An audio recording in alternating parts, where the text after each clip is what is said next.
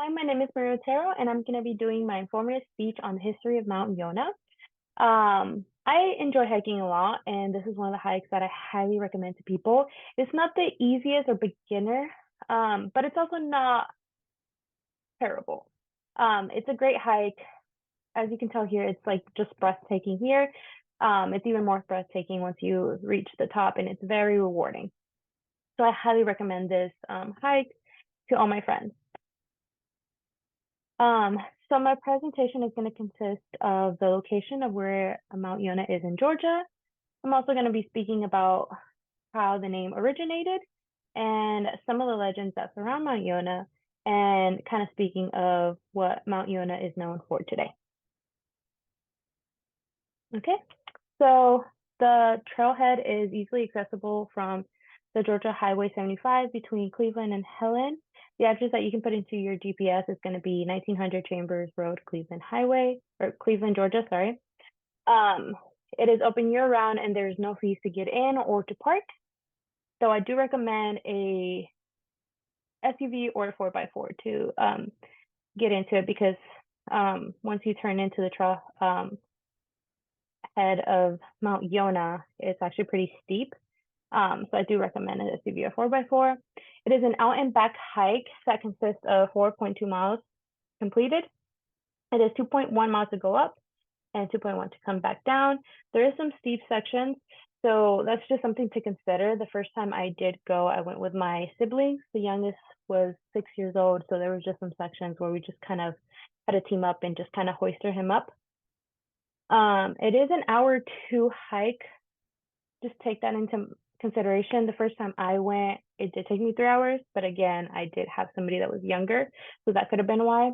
And it was our first time. We did not know, we didn't pace ourselves. So that's just to give you a little bit of context on where it is and also enjoy this beautiful view that you can get once you're up there. Of course, it doesn't justify as seeing it in person. Okay. And then a little bit of context for the name. So Mount Yonah was one of those areas named by the Cherokee Indians. They were considered one of the first inhabitants of the region. Yonah is a Indian word that means bear. So oftentimes you might also hear Yonah Mountain be referred to as Sleeping Bear Mountain. Although I have not seen any bears while I was there, so knock on wood, it stays that way. So here I just kind of put an image to kind of give you some context. If you ever drive by, there's a lot of businesses there. Right here, Yonah Mountain Vineyards. It just kind of gives you context to like, why is there a bear there? You know? Otherwise, it's just kind of like, wow, that's kind of random, maybe. So a little bit on the legends part. I don't know how to pronounce these, sadly, but there is a love story that surrounds Yonah Mountain, and it involves kind of some rivalry between the Cherokee and Chickasaw tribes. They negotiated a truce, allowing the Chickasaws to pass through Cherokee land, which you would assume it would include Yonah Mountain. And this is where things kind of get a little bit complicated because they had a truce. Satui, the Chickasaw, and sorry if I can't pronounce these right, Nashoi is going to be the Cherokee chief's daughter, where they fall in love, they meet and they fall in love, and they kind of escape to Yonah Mountain to meet, you know? And then in the pursuit of their tribal peace or seeking tribal peace between the two tribes, they kind of face Nashoi's father, who is consumed by hate and kind of just seeing this as a big betrayal. He orders Satui thrown off the cliffs of Mount Yonah, which is pretty crazy. And, you know, Nashoi just kind of responds by saying, you know, just, I can't live without him. And she just jumps over the cliff herself. And Wahoo, her father, is just filled with remorse. He finds the body and he intertwines them and buries them along the Chattahoochee River, renaming the valleys in their honor. So that is what we now know as the rivers today. And then here I just have a picture of famous or, you know, historical Indian mound in Helen, Georgia. The myths say that they're buried here, but then we later discover that there's actually way more bodies than just them two there. So those are just kind of like the legends and, you know, myths that surround Mount Yonah. since they're relative to each other. But also looking at it too is like Mount Yonah is kind of at a great distance from it. But you know, the legends live on. What Mount Yonah is today is that it is a popular area for camping, hiking, and rock climbing in Northeast Georgia. And here's a picture of me at the halfway point. So yeah. And then I don't think you can see it totally here. I'm not able to zoom in. Or actually I am. Some people say that if you go to the very top of Mount Yonah, you can actually see supposedly Atlanta. I don't know if it's Atlanta, but you can definitely see skyscrapers.